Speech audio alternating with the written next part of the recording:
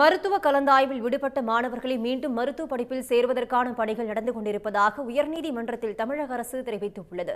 தென்காசியைச் சேர்ந்த முகமது ஜமீன் என்பவர் தாக்கல் செய்திருந்த மனுவில் தனக்கு தனியார் மருத்துவக் கல்லூரியில் பிடிஎஸ் படிப்புக்காக 7.5% இடஒதுக்கீட்டின்படி இடம் கிடைத்ததாகவும், ஆனால் அதற்கான முன்பணம் கூட செலுத்த இயலாத நிலையில் கலந்தாய்வில் எந்த இடத்தையும் தேர்வு செய்யவில்லை என கூறியுள்ளார்.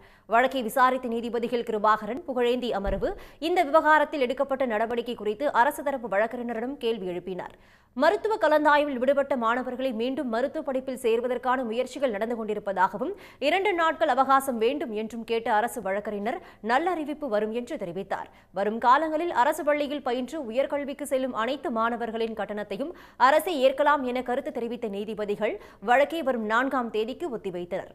இதனிடையே 7.5% இடஒதுக்கீட்டில் தனியார் கல்லூரிகளில் சேர்ந்த மாணவர்களுக்கு கல்வி கட்டணம் செலுத்துவதற்காக தமிழக அரசு 15,85 லட்சம் ரூபாய் நிதியை ஒதுக்கியுள்ளது.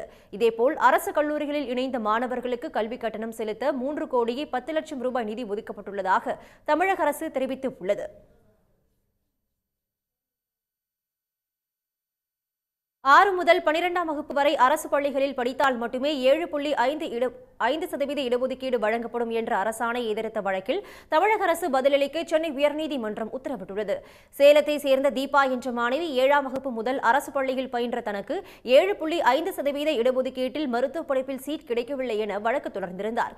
இதனை விசாரித்த நீதிபதி ஆனந்த் வெங்கடேஷ் அரசாணைக்கு இடைக்கால தடை விதிக்க மறுத்ததுடன் பதிலளிக்கும்படி தமிழக அரசுக்கு உத்தரவிட்டார். மேலும் வழக்கை 2 நீதிபதிகள் கொண்ட அமர்வுக்கு மாற்றவும் அவர் பரிந்துரைத்தார். உடனுக்குடன் செய்திகளை தெரிந்து கொள்ள சன் நியூஸ் பெல் ஐகானை கிளிக் பண்ணுங்க.